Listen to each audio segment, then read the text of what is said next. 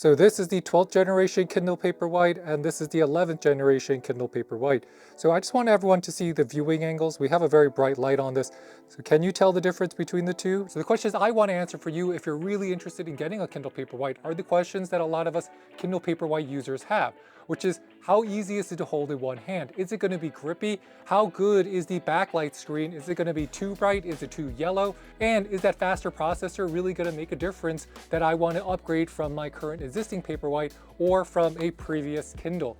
So this is a question that we want to answer for you. So let's go find out, let's take it out, and let's see, is this the best Kindle Paperwhite ever? Let's take it out of the box. It's going to be IPX8. It has 16 minutes of runtime, and it coming with that 7-inch glare-free display. So normally you would get a charging block inside, and if you're wondering why is this box so thin, now you just get the cable as well as the Kindle inside.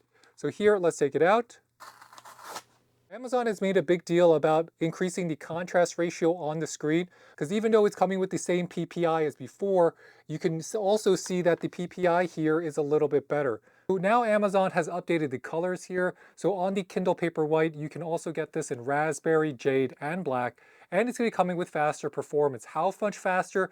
Well, you're going to get 25% faster performance in terms of page turns, and the Paperwhite is coming with a new updated custom processor. So it's going to be able to handle those tasks faster, including just dropping down the menu. It's much faster than before. And if you just want to turn the page, you notice how quickly all the pages are turning.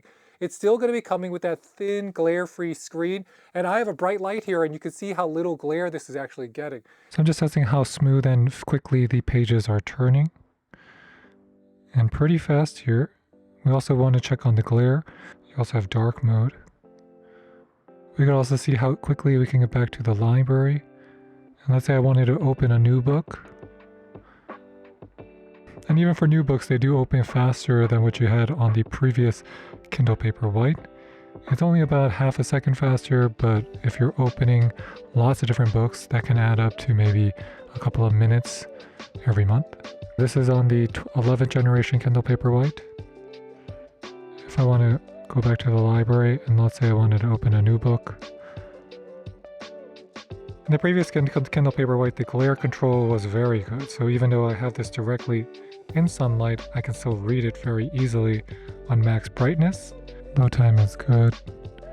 The pages turn faster for sure. Now if you have a picture in terms of the glare, if you want to compare the glare between the two.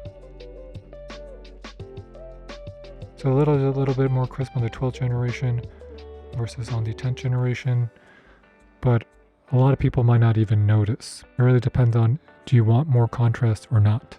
Battery life is amazing, because I gotta tell you, on my previous Kindle Paperwhite, I was getting close to about 6 weeks, 12 weeks at a time, and that's with using it 1 hour a day. Now they're saying 30 minutes a day, you can use this for up to 12 weeks. Because I just had a lot of success with the Kindles just giving me the best battery life, where I'm just refilling the battery every 6 weeks, 12 weeks. That means every 2 to 3 months. So in a year, you might only charge this 4 or 5 times. But the other good things about a Kindle Paperwhite that separates it from even a regular Kindle is that it's going to be waterproof. So you could take this to the bath, it's going to be IPX8, and that is one of the best reasons why I recommend it over reading on your phone, especially if you want to read in the shower or the bath. And it's going to be coming with that 300 ppi screen, but it's also going to be adding that with the optimized font technology. And depending on which version of the Paperwhite you get, ours is going to be the 16 gigabyte. There is a 32 gigabyte in case you want to have hundreds or thousands of books on your Kindle. The max screen brightness here is going to be 94 nits, so that's the same as what you get on a regular Kindle, as well as the ColorSoft, as well as the Scribe, and it doesn't come with any pen capabilities. So don't expect to be adding on a pen here and using it like an iPad. Now in terms of overall weight, this weighs 0.47 pounds, and it's ever so slightly thinner than before. The previous Kindle Paperwhite was 8.1 millimeters thick. Now it's 7.8 millimeters thick. So there is some confusion about the lack of a home button here, but the previous model also did not have a home button. What I will share with you is that it might be confusing the first time you use it to get back to the home menu as well as the different drop-down menus. Because if I want to swipe, you see how fast the pictures are turning. If I swipe up, I can also go into kind of like a book scanning mode and switch between chapters. But what if I just want to go back to my home menu? Because if I just swipe down, I'm going to be getting the Wi-Fi settings, as well as my brightness and my color warmth. But what if I just want to go back? I just tap the top, and I could go back to my main menu. And that is so much faster than what you had before. If you saw that, it was almost instantaneous, which is something I'm not used to on any Kindle, and that's including the Kindle Scribe. So the faster processor is definitely at work. If you look at the backs of your Kindles, I don't notice a difference in terms of the grippiness, as well as in terms of how easy is it to hold in one. So one thing that is better is going to be how fast everything loads and how quickly you can shop and get new books on your Kindle. So let's say I want to go find a book here, recommended for you. Click it, everything appears, everything loads very fast. And you can see that when I scroll, there's no lag here. All the pictures are also appearing very quickly. So this is going to be one of the best examples I can give you for a Kindle Paperwhite here. This is going to be on the 12th generation, 11th generation, and you can see the difference in the contrast as well as the difference in the quality of the image. So this is the 12th generation Kindle Paperwhite, the 11th generation. You can see that the higher contrast is evident because it's darker on your Paperwhite 12th generation than on the 11th. Just ever so darker. This is on dark mode. Now, if I put it in light mode, it's going to be even more pronounced, so we're going to take it off. So something you want to realize on your Kindle Paperwhite 12th generation is that the screen is always going to be a little bit more yellow than what you got on the 11th generation. So if you're looking closely, this is on max brightness. This is going to be on our Kindle Paperwhite 11th generation. This is on our 12th generation. The 12th generation is just ever so slightly a little bit more yellow when you're looking at it or reading on it. And that's including if you have the yellow backlight on 0. So you want to keep that in mind. It's just going to have that yellow tint on the new Paperwhite. This is on our 12th generation Kindle Paperwhite. Let's check the loading times. Here we are.